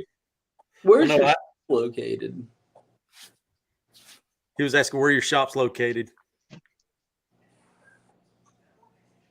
Oh, he can't hear his Bluetooth. It's swapped to the device. I heard the difference. Let him get connected. You able to hear us, Chris? You got you're muted. Look at them working knuckles, boy. Can you hear me now? Unfortunately. I don't know what happened. Ryan was calling me. I don't know why. He knows I'm in here doing a show. And for whatever reason, when he called, my Bluetooth cut out, and I'm just sitting here talking to myself, and no one can hear me. It's all right. Where's your shop located? Tell everybody. In Oxford, right off of Highway 138. If you know how to use the Google, just Google search TBN, and before you can type the whole word Southeast will pop up. It's really easy to find. It's literally like 2 turns off the interstate. So, if you get lost, you can just call. We'll get Ryan to go stand on the side of the road and wave you down. That's awesome. So Matt was saying blueback herrings are highly competitive for food. Yes. They are it ain't like thread fins where they just sit around. They're very, very nomadic. Bluebacks are very nomadic. That's awesome. So, Chris, you got any more questions for these men? Oh yeah, I do have one I've been asking everybody. As tournament and bass fishing guys, what would you like to see the aftermarket produce to make your life easy as a tournament fisherman? Is there any products out there that don't exist that you're like, man, I wish somebody made XYZ? That's a tough one. That's what everybody says. I'm gonna have to ponder that and then get back to you. I'll call your shop because it'll occur to me at like when I'm driving down the road. Usually, I'll be like, that's what I should have had. How about this? Think about it for a second. Let Chris answer this question while you are thinking about it. So Matt's asking, does the Panther steering include a throttle control?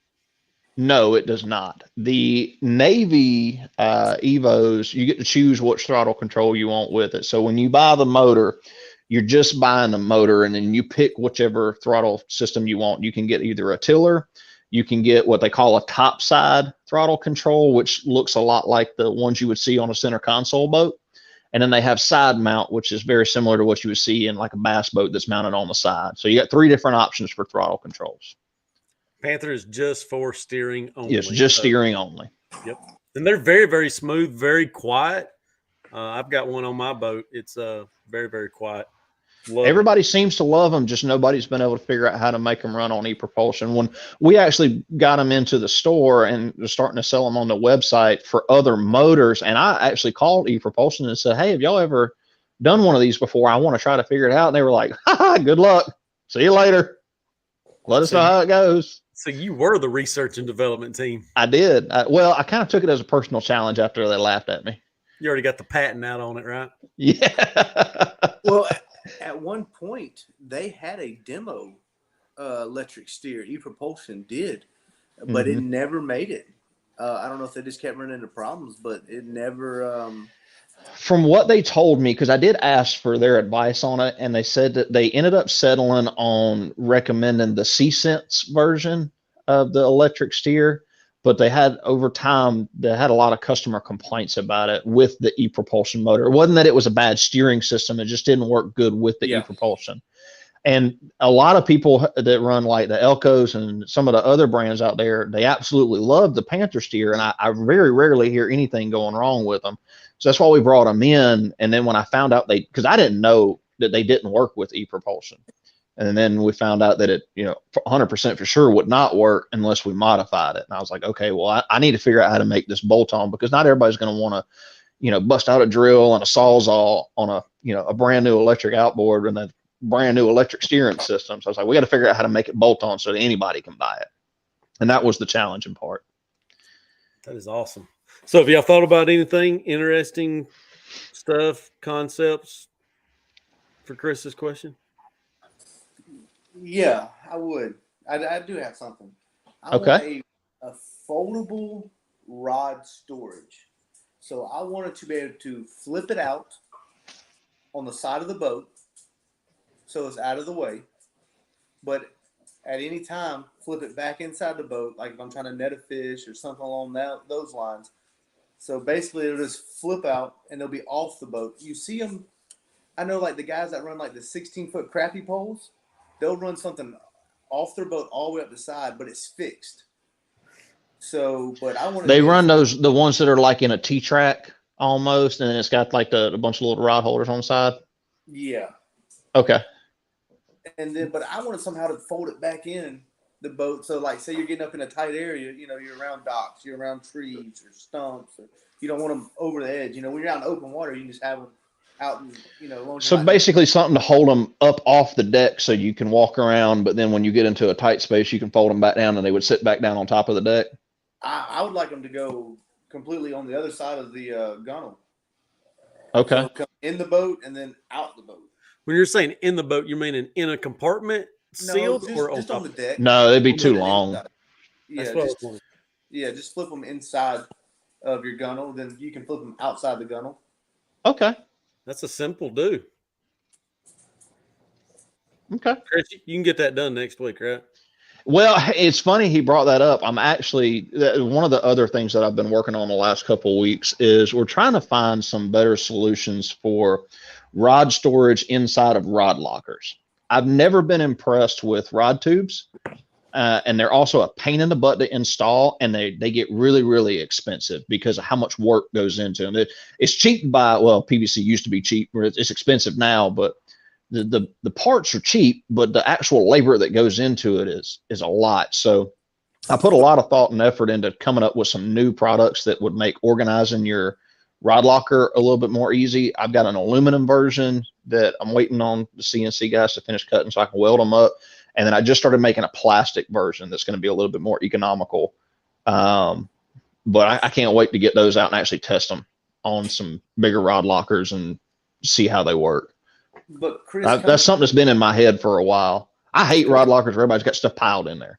Yeah, but coming from like big boats, the first thing you do when you buy a new boat is pull the rod tubes out. They're all removable, and then you just throw them all down in there, and that way you can fit, 20, 30 rods inside of a full-size rod locker. Yeah. And it's just, how else are you going to be able to – you start organizing them, it's less rods you can put in there. I got a solution to that. I would say a higher percentage of tournament anglers are probably not, and I hate to use the analogy, but as meticulous as Aaron Martin's was with a lot of his stuff, we're more of throw it in there, get in there, cram it in as much as you can type deal. At least I am with my rod. Later. I'll worry about that later.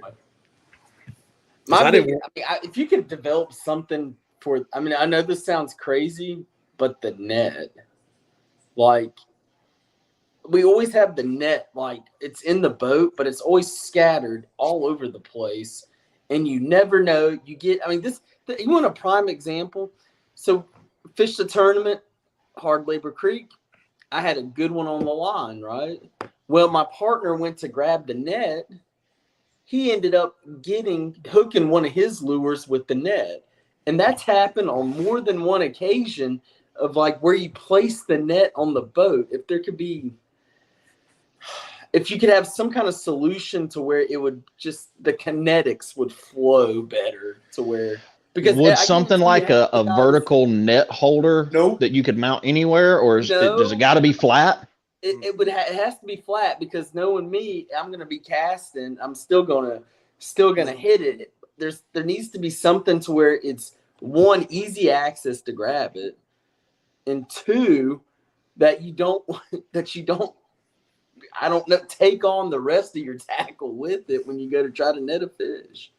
I guarantee you, everybody in this chat has run into that situation at some point in their fishing career. Okay. Because I've done it way more than once.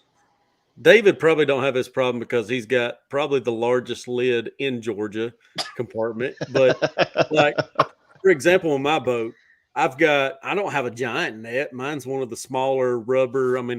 It's not a real deep net, it's probably 10 inches, 12 inches, maybe a little bit deeper than that. Normal, circumference wise, not very big. I've only got literally one compartment that it can fit in. And because my battery's in the back, it really does not fit back there. You can't even, if I put it in there, it takes me 5 minutes just to get it out. Like, there's nowhere to put it. Like, you can set it on the deck, you'll trip over it and everything else. You can't have it hanging out the sides, because you're going to, if you catch a fish, then you don't want to, oh my gosh, I hung in the net. You know what I mean? Like, the only thing I could think of it in my mind, like on my boat setup, would be cool to either have some way that it could just slide down kind of like sideways. Yeah. You done that? Almost like make a small pocket for it. The best place to be would like up against the gunnel on like, not the front of the boat, but like the side going up towards the front where you would normally put your rods and stuff at. There's enough straight area where you could put like a little 3 or 4 inch, but the only thing sucks is like your boat would have to be built around that. Aftermarket wise is the hard part. I could build a boat with that where you could just slide it in and your net would disappear. But you want to hear the crazy part is I have buddies that have these bass boats that they're spending probably $80,000, $90,000 on, and they're still driving down the lake with like the net, inside, like they're basically holding on to the net. I mean, it's not just it's across the board that I see. Yeah. And I've always thought about it, and I've been like, there's got to be a better solution, but it just drives me crazy. I mean, I've been in new Tritons, I've been in new Camises, new Nitros, and they all go behind the seat. So, like, behind the driver and passenger seat, there will be about a 3-inch gap that is designed to have straps. So, as you walk onto the back deck, all you're doing is stepping over the just the shaft of it.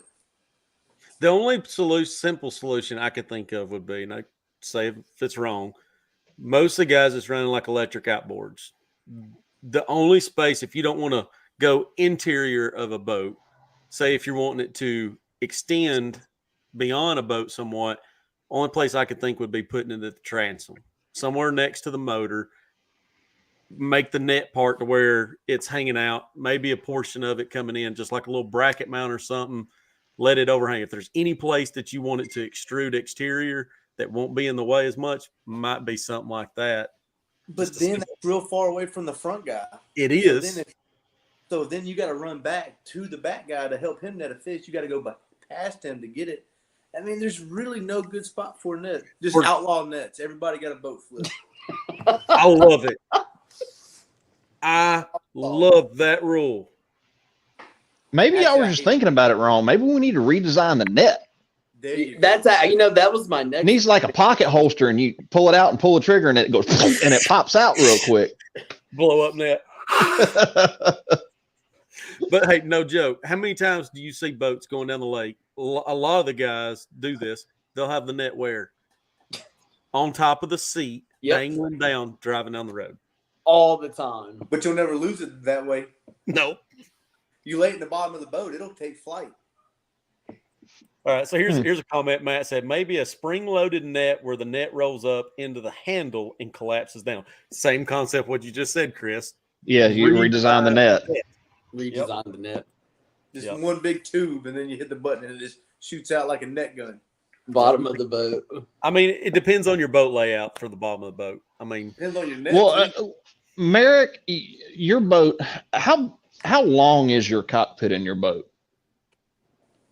Like front to back? Is it's what, 3 or 4 feet? I don't remember the dimensions of it, but I know it was. Is it long enough to fit a net in? It was 3 ribs. So, like in my mind, I'm not a tournament fisher, so I don't know. But like, if they had some way to mount it to the side of the cockpit, that would be halfway between the front and the back, and it would be out of the way.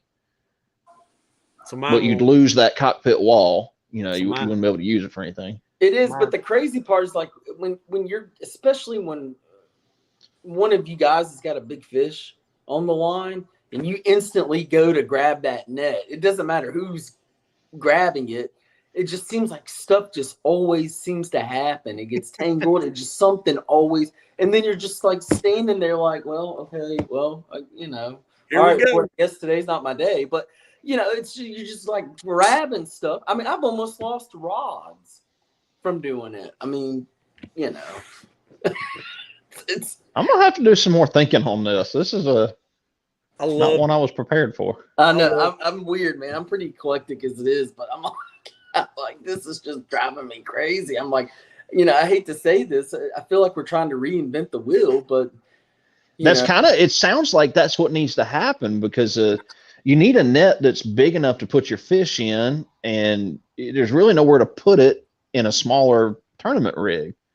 Notice this. I guarantee I would like to see when the TEC happens, how many guys have these nets. Just look at. Oh, I'm going to be walking around taking pictures of nets all day long.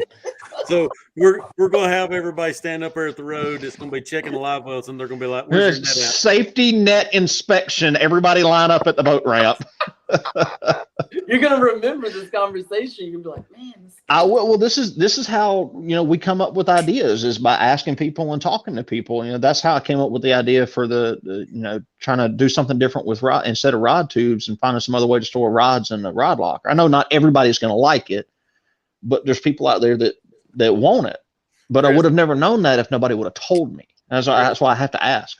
do me a favor. Don't ask me when we come into the parking lot, because it'll take me 5 minutes and it'll slow us up even more if we have to ask everybody, get your net out and show me where it's at. Like, oh my gosh.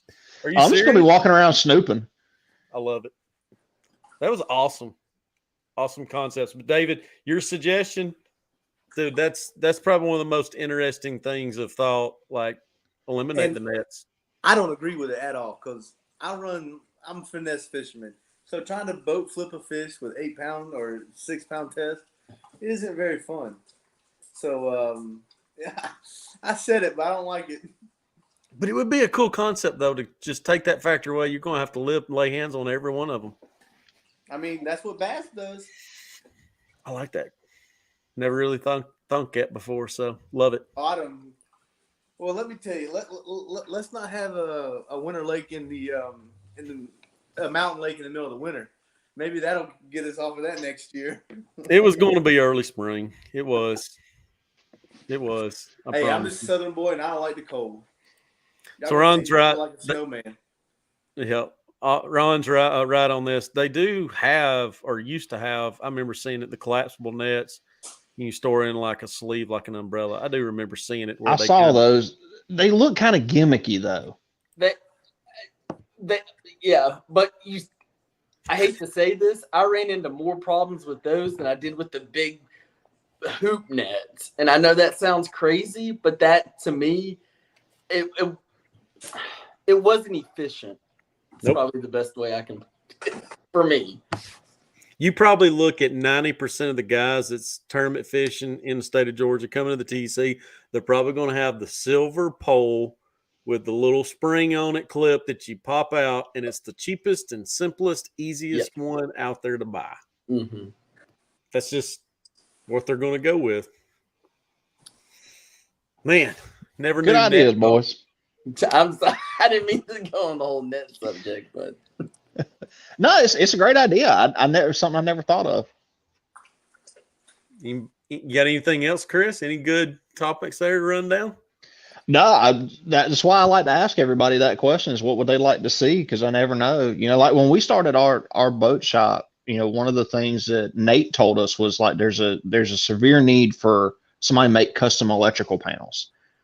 At the time, acrylic was starting to become very popular, but everybody that made acrylic custom electrical panels was months and months and months backed up, and they were getting ridiculously expensive. They're like, we need an economical solution that looks cool, but is also really functional. So that's when we came up with our aluminum electrical panel and decided to start hydro dipping. I'm like, okay, well, it's cool. It's a lot cheaper than these acrylic ones, and we can pump them out really fast.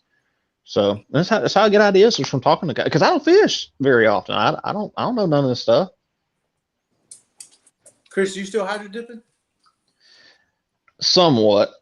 We're setting everything up in the back shop, but we're having to rerun the entire backside of the building's electricity to get all of my equipment hooked back up. That's why it's not up and running right now. All right, I got a few pieces to drop off. Well, you're gonna have to wait, because electrical wire that's that big around is not cheap right now. No. And we got to run it. I think it's like 90 something feet up the wall, across the shop, back down the other side, and drop in a new panel. Shoot, y'all run electrical all day long. What you talking about? Well, we did it. We did the compressor. We ran it from the panel up the ceiling outside. I think it was only like a 65 or 70 foot run, but that took all day just to get that compressor hooked up. So, and I still got to run the air lines from the compressor into the building. I think it's about 50 or 60 feet across the building and back down the wall to where all my hydro dipping stuff's going to be at. But yeah. Awesome. So I got a question for both y'all men that I've not really asked any of our interviewers yet so far this year, but I'll start with you, David, first. What's the TEC mean to you? Man, the TEC is just in our small little niche of electric fishing in Georgia. It's just, you're going against the best of the entire state. That's basically it. It's just see how you stack up against the state. And most of the time on unfamiliar bodies of water. I mean, hard labors is really the only one we've done it on that I was even familiar with. I mean, Juliet's in my backyard. It's only 30 minutes down the road, but I never go to it. I got a real big love-hate relationship for that lake, so I definitely don't just wake up and go, oh, I'm going to go there today. But that's pretty much it to me, just to see how I stack up against pretty much the best of the best in our small niche of fishing. And I know somebody else that has the same love-hate relationship to hard labor. No naming names. Now, hard labor I like. Are you staring at me? Love it. It's Juliet. I am 0 for 2 at hard labor. I had to rub that in again. I'm so sorry. I'm going to try it again. That's okay. You're starting to sound like that homeless guy out in front of the gas station. Oh, well, loaded with fish. You just got to go back over here. I got 4 walls. I promise you. All right. So let's hear from you, Joey. What is, if you was done, I didn't mean to stop you there. Yeah. If you was, okay. I consider it like, within our community, it's like the Bassmaster Classic for our community. It's bringing all these guys together that have fished these other clubs that come in, and let's see what we got. See if we can just grind it out and have fun. It's a group of guys that just love fishing. We eat, sleep, and breathe it. I mean. It's crazy, but this is February 25th, but I'm going to be thinking every single day what kind of methodology I can apply to try to go out there and catch these fish to have a really good bag. And David and I will, we'll be talking to each other, brainstorming before, and that's what other guys do. But I consider it like the Bassmaster Classic for our community. And it can be caught on baits that's like that small, or it could be caught on baits it's going to be, you know what I mean? Yeah. But talking about community as well, just kind of mention this and I'll kind of conclude the show with it. We also are going to have some stuff coming up very, very soon. Go ahead and put it out there. We'll be posting some details at some point in time in the near future. We may be getting a hold of some new Georgia Bass-TEC hats. Richardson 112. So we're not going to be the ones ourselves getting paid for it, but we're going to actually have the individuals that's tied in through for the hats and stuff for selling them as well. So we'll be putting them out there as well. But I do want to mention again, before folks start hopping off of here, make sure if you have not signed up for the Nights of Lights, January 21st, that's 2 Saturdays coming up. We'll be down there in Atlanta. The website, Georgia Bass-TEC, go to it. We have the address on the TEC's page, gabasstech.com, and you need to sign up for meal tickets. If you have not done so already, we got to have those meal tickets purchased so that way the Shriners can accommodate for how many people are planning on attending so they don't bring lesser food than actually is sold. So we're limited it to 200. So make sure get on there, pay for those meal tickets before it's too late with it. So Michael's got one last question, and I'm trying to conclude it, guys. I promise you. Michael Bass-TEC's asking, do you think we will ever see a state versus state? I hope so. Yeah, there has been talk state versus state, and that could be a whole nother show in itself, just talking about it for hours. It's been years in talk. I mean, there's been times that other states have reached out through. I've had conversations with. It just never did fully come through. I mean, it's tough enough to bringing all the different regions in Georgia together at one lake, more or less, to try to travel out of state somewhere neutral. It is challenging, but I do feel like Chris was talking about, at some point in time, yes, I do believe it without a doubt. There will be something like that set up at some point, and hopefully it's through a foundation that is established through our groups. Men, appreciate it. y'all joining. Congratulations again, Joey, on no offense, David. I know you as the sub, but congratulations, Joey. The Christmas help. The Christmas. Holy cow. You have just gained the name from now on, David. I'm sorry. He's the tournament Christmas help. It's okay. I'll bring him a hat, so he'll be good to go. Oh, Clark. You can get him a shirt made that says #1 part-timer. I'll put sub. I'll get a shirt that says sub. Alternate. I'll take that. I love fishing with David. I love ribbing on. Hey, my daughter used to work at Subway. I can take the weigh off a sub and bring it. What do you think of that? That would work. Oh, I should have said Subway. They'll probably ding me for that for saying that. I'm sorry. Anyways, let's don't run down a rabbit hole too much. Again, congrats to both y'all men for qualifying for the TEC. Wish y'all the best. Safe travels going up there. If you do practice going up there, make sure put in not on the right ramp. It's obviously probably going to be closed gate over it. Put in on the left side. Don't unhook your boat until it's floating because it is straight up and down. So appreciate each and every one of y'all, men. Thank y'all for joining us. Thanks for having me. Thanks for having us. Congrats, Right. guys. All right. Good night. See you, Chris. All righty. That concludes our Hooked Up Live. And I'm telling you what, that was a very, very interesting topics that we've had tonight. Appreciate mostly our fans joining on tonight, watching our Hooked Up Live. We'll be going again, Hooked Up Live, Thursday night. That's 2 nights from now. We have our anglers coming up. We ain't got a whole lot, about halfway through, a little bit over halfway through with our interviews. Appreciate each and every one of y'all tuning in tonight. Again, if you have not, make sure, get over there, purchase your meal tickets. I can't stress that enough. GeorgiaBass-TEC.com, purchase your meal tickets. You have to go through Venmo and actually pay. If you not want to go through that route, and you don't have to be, let me stress this, you don't have to be an angler in the TEC to be able to come to the Nights of Lights. So it's a benefit for the Shriners Hospital Foundation.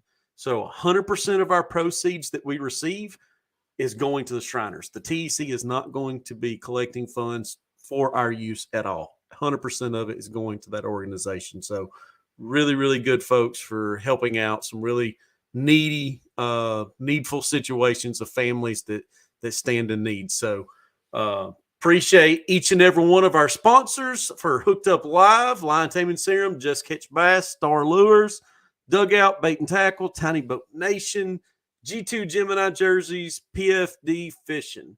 Appreciate each and every one. And also just to mention, hey guys, Waleska, the band, is going to be there, Nights of Lights, in 2 weeks. But that concludes our show. Appreciate each and every one of y'all watching. I'm going to take and let the reel go for our Nights of Lights. We'll see y'all Thursday night. God bless. There's no telling what electric John boat fishing could turn into. Taking this TEC to a much higher level. This is the best anglers in the state. The TEC's the cream of the crop. Meet a lot of folks with similar interests, in different parts of the state. It's a community experience.